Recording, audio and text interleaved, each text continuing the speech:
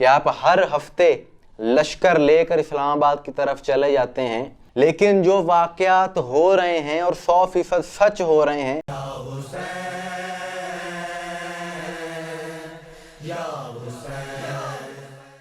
बिस्मिल्लाहिर्रहमानिर्रहीम, सलामुन मोमिनीन इकराम, उम्मीद है आप सब खैर आफियत से होंगे। आज 17 अक्टूबर 2024, अभी कुछ देर पहले एक भाई ने एक अफसोसनाक वाक़े के बारे में आगाह किया और बहुत दुख होता है, बहुत तकलीफ़ होती है जब इस किस्म के वाक़यात हमें देखने को मिलते हैं और एक नहीं बार बार देखने को मिलते हैं।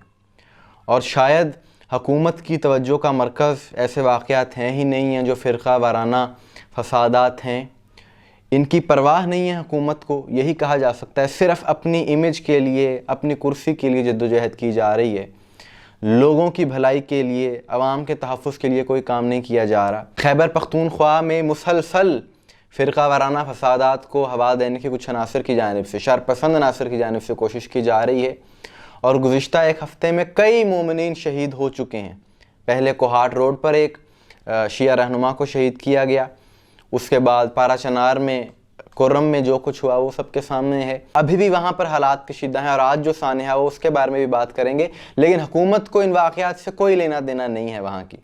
और हुकूमत चाहे सूबाई हो या वफाकी हो, मुल्क तो पाकिस्तान है, सोचना तो सबको चाहिए इस बारे में। दूसरे मसाइल को इतनी ज़्यादा हाइप दे दी जाती है, सारी मीडिया कवरेज और सारी हुकूमती तवज्जो दूसरे मसाइल की तरफ होती है, लेकिन जो लोगों की जानें जा रही हैं इसकी तरफ किसी की तवज्जो नहीं जाती। कि पंजाब कॉलेज के हवाले से जो खबर सोशल मीडिया पर आई उसके बाद बड़ा एहतजाज भी हुआ, फिर हुकूमत ने ये यकीन दहानी करवाई कि ऐसा कोई वाक़या हुआ ही नहीं है। वाक़या हुआ है या नहीं हुआ इस पर तो बहस ही नहीं है, लेकिन जो वाक़यात हो रहे हैं और 100% सच हो रहे हैं और 100% हक़ाइक़ पर मबनी है, मोमिनों को शहीद किया जा रहा है, क्या इस हवाले से कोई एक्शन लिया गया? और ना ही इस हवाले से कोई आवाज़ उठाता है कि आज डेरा इस्माइल खान की तहसील कोलाची में एक शिया नौजवान को शहीद कर दिया गया और बताया जा रहा है कि बाप के सामने, वालिद के सामने उसे शहीद किया गया। और ये जुल्म करने वाले कौन थे?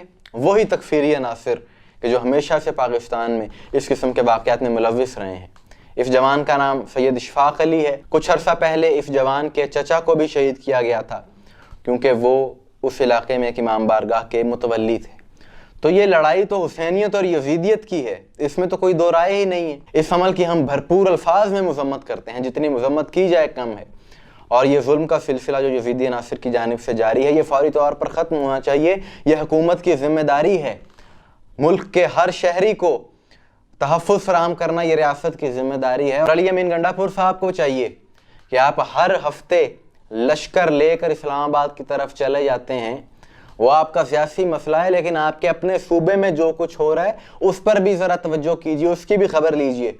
इख्तिदार का मकसद सिर्फ़ और सिर्फ अपनी पार्टी के बारे में सोचना नहीं होता, बल्कि आपकी जिम्मेदारी है कि आपके सूबे के लोगों को तहफ़्फ़ुज़ फराहम करें आप। क्योंकि गुज़िश्ता एक हफ्ते से केपी में जो कुछ हो रहा है उसकी सबसे ज़्यादा जिम्मेदारी तो वहाँ की सूबाई हुकूमत की है। आज जो ये डेरा इस्माइल खान में अफसोसनाक सानिहा हुआ है, सब ने देख लिया कि पूरे पूरे ख़ानदान इस फ़िरक़ा वारियत की लपेट में आ चुके हैं। और उनका जुर्म क्या है कि वो हुसैन अलैहिस्सलाम के मानने वाले हैं, ये जुर्म है उनका, हुसैनी होना जुर्म है। ये जो जवान शहीद हो रहे हैं, जुल्म की नज़र हो रहे हैं, इस सब का ज़िम्मेदार कौन है? और मोमिनीन का सिर्फ एक ही मुतालबा है, कोई माली तकाजा नहीं कर रहे, कोई गैर आइनी और गैर शरई मुतालबा नहीं है। मुतालबा सिर्फ एक है कि ये जो जुल्म करने वाले हैं, ये जो तकफीरी अनासिर हैं, इनके ख़िलाफ़ सख्त से सख्त कानूनी कार्रवाई की जाए और उन्हें निशान इबरत बनाया जाए। और ये रियासत की जिम्मेदारी, क्योंकि जब इन शिद्दत पसंदों के ख़िलाफ़, जब इन इंतहा पसंदों के ख़िलाफ़ सख्त कार्रवाई की जाएगी कानूनी तौर पर, तो फिर इन जैसे जो दूसरे अनासिर हैं वो इबरत पकड़ेंगे। लेकिन यहाँ पर अलमिया ये है कि इस तरह के अनासिर के ख़िलाफ़ सख्त कार्रवाई नहीं की जाती,